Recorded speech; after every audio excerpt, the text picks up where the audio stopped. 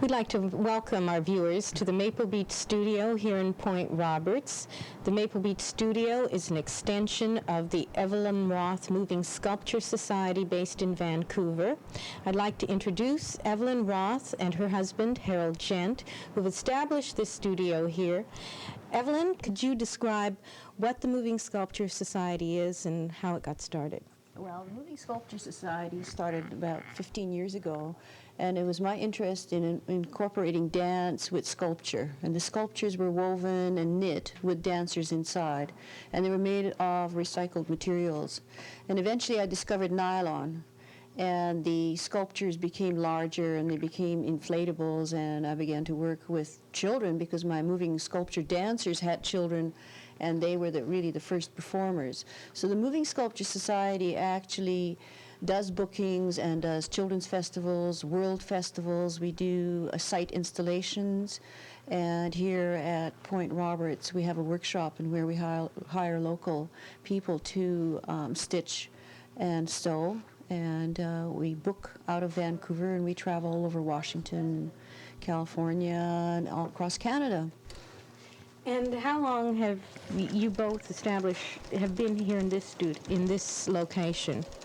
A year ago. We've moved here about a year ago, set up our workshop, and we discovered this space by accident by walking along the beach, in one fall about a year and a half ago, and we saw this large, huge building with these empty space around it, and I thought, oh, it's wonderful. I can finally have a room to inflate and put these large objects that I'm working on, rather than in Kitsilano, which, stumbling over wet inflatables drying between the living room and the fireplace had gotten a bit squeezed. And also Harold has been making drums. He's a taiko drummer, and he was making drums and playing the big drums in a residential neighborhood created a few problems. Harold, can you give us a little bit of background on your art and what you hope to achieve here in the studio? Well, my first project is the studio itself. This building is a bit dated in terms of, everything that it's got. Also, the space and the shape of it isn't quite exactly what we want. At the moment, I'm busily renovating the entire studio. Right now, I'm working on my workshop in the back, so I can make and build things for the interior of this studio. Harold, I understand you hold drum classes every Friday evening. Could you tell us a little bit about these classes? Yes, I have a taiko drum class. What exactly is a taiko drum? Well, to say taiko drum is actually redundant. Taiko in Japanese means drum. And taiko is the Japanese style of drumming. And if you go to Japan, there are many different styles to this drumming, and the particular way that I drum is known as Edo style, and that's the old name for Tokyo. Oh. And I've been doing it about 4 years, and I've gotten to the point where I can start to teach people. And since I've moved out here, I haven't had much contact with the Vancouver taiko group. They're called Katari Taiko, which means talking drums. And out here, I have more of the chance to practice on my own and to play my own drums and music, but I don't have the whole group here to play with. So I decided to start a subgroup here of drummers. Right now I only have 2 people, but I hope that'll expand. Maybe some of the people out there watching will come and join me. Well, Maple Beach is a very special place for many of us. It holds a lot of nostalgic memories for many Canadians and Americans, dating back to the turn of the century. I understand that both of you plan to include the public in many of your activities and continue the warm-heartedness and welcomeness of coming to Maple Beach. Can you give us an idea of anything you have planned for the future, or any projects that are in progress now? Great. of course, everyone has seen the nylon zoo, the salmon or the whale and the costumes. So we're continually, producing more costumes and more nylon zoos for different communities, including some around Yakima and Edmonds, Washington. We're getting a lot of bookings. We're also just completed a large maze. It's colored tunnels in which children can go through, and that'll be featured at the Very Special Arts Festival this summer and in Winnipeg. And we have our inflatables, a whole stock of them. There's some 30 inflatables that we've produced in the last 15 years, and they're readily available for a local community that might want to hire them and have them decorate the top of the marketplace or, the bank. We decorate the building and our yard around here, including Clark's stores, like when we have the annual Maple Beach Regatta last year. So basically, we're here to add color directly to Point Roberts and within our workshops, and we're also touring. Maple Beach has held warm memories for many Canadians and Americans. It certainly has been a focal point here in Point Roberts. I know that you two were attracted to Maple Beach. Do you have any idea of any of the history of Maple Beach or what makes this place so magnetic? I've got a few pictures, but one is always known, that Wayland Farm site, this is part of, and Maple Beach, all the way down to Lily Point, has been an Indian burial site as well as a gathering place. I mean, you can only dig a foot or two and you find middens and shells. So we're obviously, want to look back into the history and keep in touch with the native cultural development that is happening across the way. And then I went to Whatcom County Museum and got a wonderful collection of slides that were taken during the 1920s. And I was really surprised to see that that beach was just full of swimmers in the summertime. They're all in their, balloon bathing suits, etc. But it was just full and full and full. And it just proved to me that this has always been a gathering place and a public place and a public beach. And so last summer when we had just moved here, I'd taken a few pictures and really enjoyed the summer. I just found a lot of children, families, safe swimming between the pools of water, the shallow pools of water. It's warm. It's the only warm swimming beach in all of Point Roberts.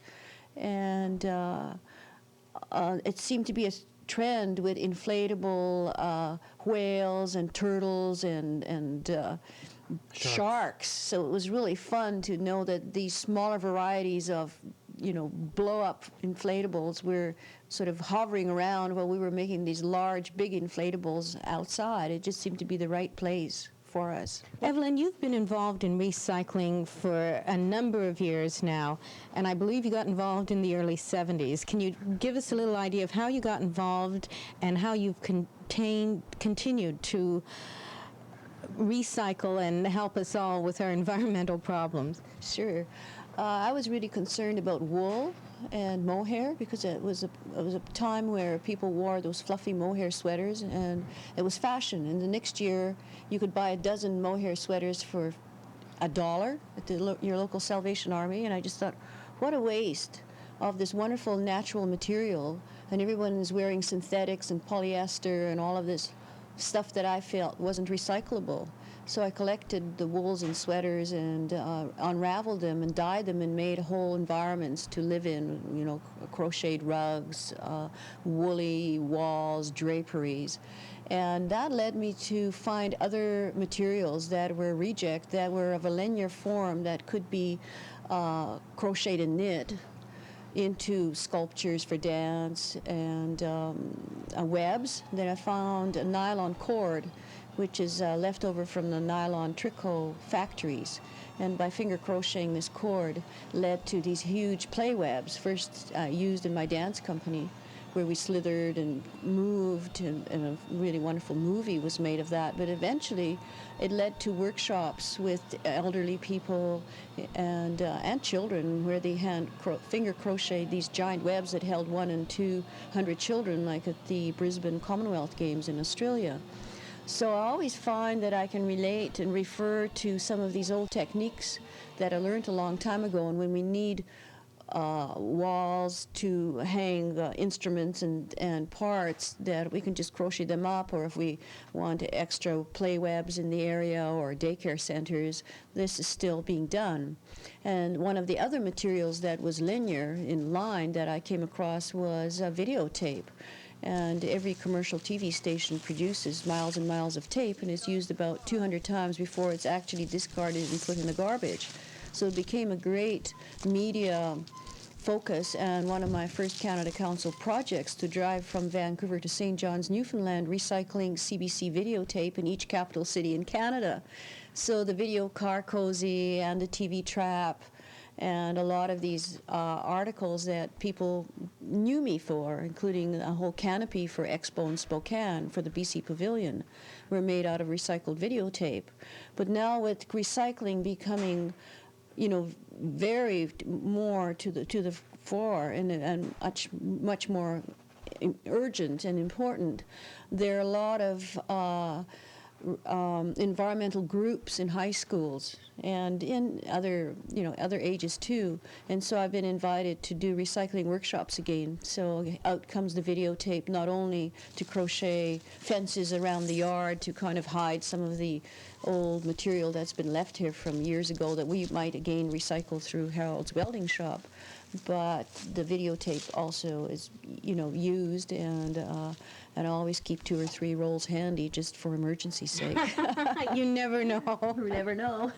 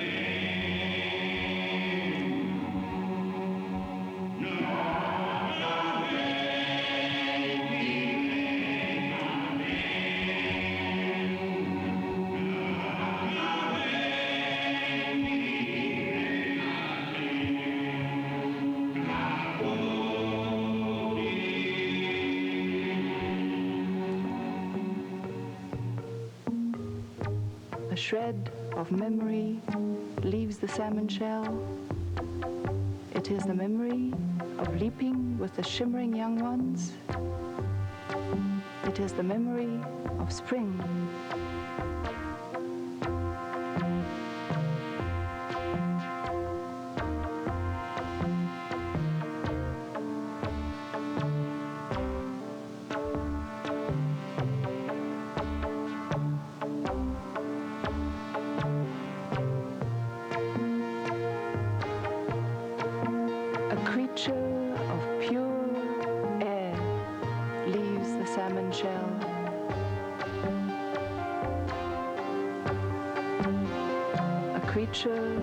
To soar high until none of its shadow darkens the river. A small dot in the summer sky, floating under the clouds and into them. The eagle is wind, the eagle is air, the eagle is flight itself.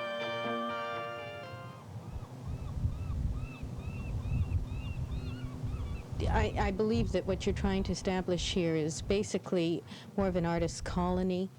Is that the Yeah, idea for... we've started an artist in residence program here, and basically what we want to do is bring artists to Point Roberts.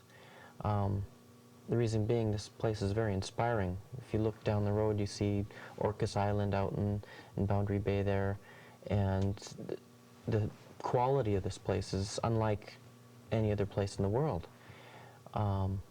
We thought we should share that with as many other artists as we could. And we found that there are a great number. I mean, there are some 20 professional artists at Point Roberts who work in mediums of film and writing, editing, drawing. The Orchard Gallery is very happy to have local artists show and sell their works there. There's pottery coming out of Raphael's studio. There's Shelley's artwork. They find that because we live here and we are here, that we are like a center of a gathering place, and so they come and say hello, and we introduce them to other artists, and so we do have our annual and our monthly meetings here, and this has become an artist gathering place, which is just wonderful.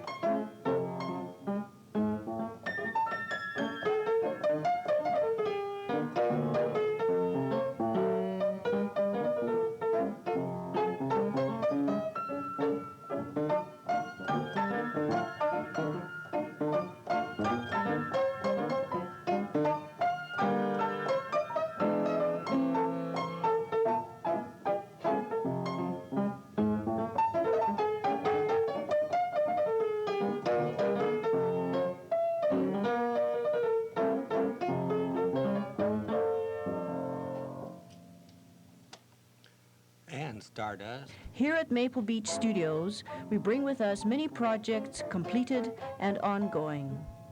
Our present and future goals are to give honor to the history of this place, to include this environment that we share with all of its natural wildlife, to create new works with fellow artists, and to continue the celebration of this magical place at Boundary Bay. If you would like to contact us, please write to Maple Beach Studio, 51 Bayview Drive, Point Roberts, Washington, 98281, or phone area code 206-945-0745.